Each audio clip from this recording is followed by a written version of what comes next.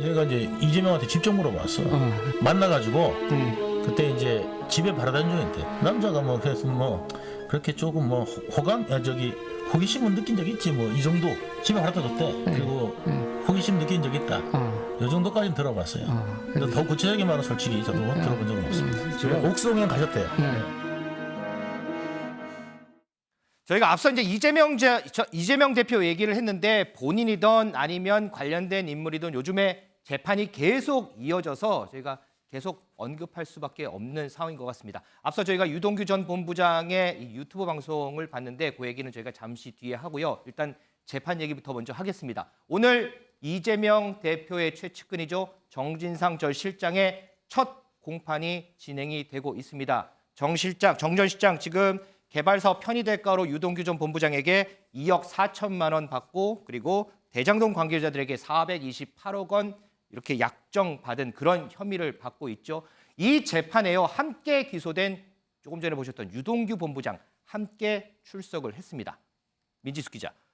두 사람이 재판정에 같이 있어요. 어떤 모습이었어요? 네, 일단 이 공소 사실을 전면 부인하는 정진상 전 실장과 검찰 측 사이에 말다툼이 있었습니다. 이를 재판부가 중재하는 소동이 있었는데요. 이를 지켜보던 그 자리에 유동규 씨가 씩 웃었다 이런 이야기가 전해졌습니다. 정진상 전 실장이 일단 이 428억 셈법 어디서 나온 건지 모르겠다 본인의 혐의를 전면 부인했는데요. 특히 자신의 사무실에서 유동규 전 본부장으로부터 3천만 원 현금을 뇌물로 받았다는 검사의 주장은 당시 본인의 사무실 구조상 완전히 불가능한 일이었다 이렇게 반박을 했습니다. 당시 이재명 시장은 뇌물을 들고 청탁을 하러 온 사람들을 이렇게 확인하기 위해서 시청 내부에 소리까지 녹음이 되는 CCTV를 달았다 이렇게 설명을 했는데 정 전 실장 본인의 사무실이 그런 시장실 바로 앞에 있어서 뇌물을 받는 것 자체가 아예 불가능했다라고 주장을 했습니다. 그런데 유동규 씨는 이런 정진상 실장 측의 발언을 들으면서 의미심장한 웃음을 지었다라고 하는데요. 그 이유를 법정 앞에서 직접 밝혔습니다. 늘 하던 거짓말들이 이제 시작되는 거라고 생각되고, 그러니까 그동안 대국민 이제 사기극 중에 하나가 나는 시장실에다가 CCTV를 뒀다. 그게 사실은 가짜 CCTV거든요. 그러니까 CCTV 모양만 있지 실제로 이제 CCTV가 전혀 기능을 하지 않는 그런 CCTV입니다. 오늘 그쪽에서는 거기에 음성까지 들어간다고 얘기를 했었잖아요. 아니 전혀 뭐 음성이고 뭐고 들어가는 게 아니라 최소한 시장실에 있는 CCTV는 기능을 할 수 없는 달려있기만 한 CCTV였고요.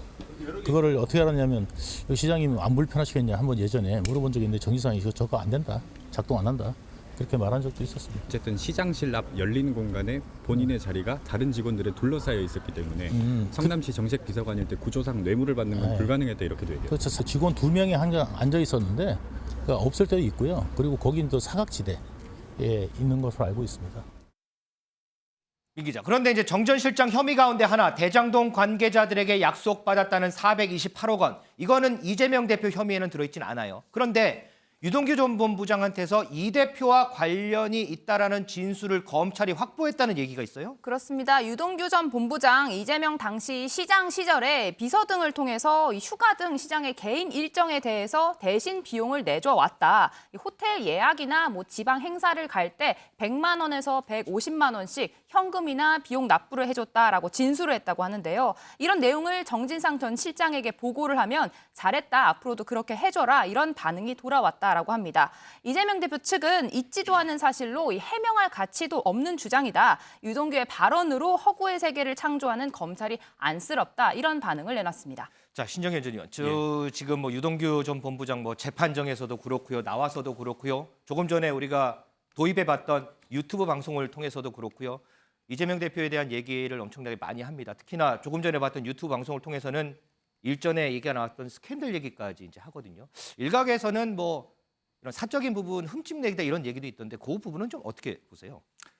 그 당시에 실제로 뭐 과거의 연인 스캔들 이런 것까지 사실 개인의 감정이고 그 시기에 있었던 하나의 스토리인데 뭐 이런 것까지 지금 막 들먹여가면서 하나의 가십거리 만드는 건 좋지 않다고 생각합니다. 뭐 그런 것까지는 이제 각자의 개인적인 개인사로 둔다고 하고 지금 이제 나오는 이 문제에 좀 우리가 집중한다 그런다면 앞서 앵커가 말씀하셨던 것처럼 이재명 대표의 기소장에는 존재하지 않는 428억 이것에 대한 존재와 실체는 사실 오늘 이제 공판이 이루어지는 정진상의 입에 달려 있다라고 해도 과언은 아니죠. 하지만 거기에 대한 유일한 증거라고 할 수 있는 건 유동규 전 사장의 그 전원밖에는 없다라는 것이 지금으로서는 한계인데요. 저는 뭐 그냥 아주 단순하고 솔직하게 말씀드리면 검찰이 조금 더 노력하고 조금만 더 애를 썼으면 좋겠습니다. 그 전원 이외에는 사실은 국민도 민주당도 또 이재명 대표 스스로에게도 설득할 수 있는 어떤 근거고리를 아무것도 내놓지 못하다 보니까 계속해서 하나의 가십거리 만드는 수준으로 멈춰져 있다는 생각이 들어서요. 이렇게 자꾸 말 만들기 말고 가십거리 말고 실체적 증거가 좀 빨리 나올 수 있게 검찰 열심히 좀 일하시라 이 말씀 드리고 싶습니다. 윤희석 대변인, 이제 모레입니다. 31일 이재명 대표 공판이 있는데 여기에 유동규 전 본부장이 증인으로 출석을 합니다. 대립각을 세운 두 사람의 대면 어떨 것 같으세요? 제일 중요한 거는 과연 그날 유동규라는 분이 어떤 또 새로운 진술을 할 것이냐, 어떤 폭탄 발언을 할 것이냐가 중요하겠죠. 지금까지 말씀하셨지만 수사가 또는 언론 보도가 유동규 씨의 입을 통해서 나온 어떤 전언에 많이 의존하는 부분이 있었는데 법정 진술은 다른 겁니다. 법정에서 진술이 됨으로써 재판 양상이 달라지게 되는데 과연 유동규 씨가 이재명 대표의 재판에서 어떤 증언을 할지가 중요하고요. 또 하나 볼 것은 유동규를 대면한 이재명 대표가 과연 어떤 반응을 보일 것이냐, 침묵으로 일관할 것이냐, 아니면 적극적으로 자신의 어떤 무고함에 대해서 적극적으로 방어할 것이냐, 어떤 포인트에서 방어를 할 것이냐, 이 점이 관심이라고 생각합니다. 좀 관전 포인트가 꽤 되는군요. 자, 이재명 대표 과연 유동규 전 본부장에 대해서 어떤 얘기를 했을까요? 바로 오늘 발언입니다. 들어보겠습니다. 대표님, 김용이 유동규 통해서 대표님 대선 자금 20억 요청했다고 그렇게 방언이 나왔는데 혹시 사실인가요? 사실같이 보입니까? 2021년 좀 그런 질문은 조금 일방적 주장을 그렇게 자꾸 하지 않으시면 좋겠어요. 그 김용이 그렇게 말했습니까? 아니요, 남욱이 그렇게 말했습니다. 누구의 말이 맞는지는 판단할 일이지 저한테 그렇게 자꾸 있지도 않은 얘기를 하시는 건 좀 지나치지 않나요? 그 2021년 초에 그런 일이 있었다고 구체적으로 네. 시점도 나왔습니다. 오늘 31일입니다. 이재명 대표와 유동규 전 본부장의 대면. 저희 프레스룸 라이브를 보시면 궁금증 바로 알 수 있을 것 같습니다.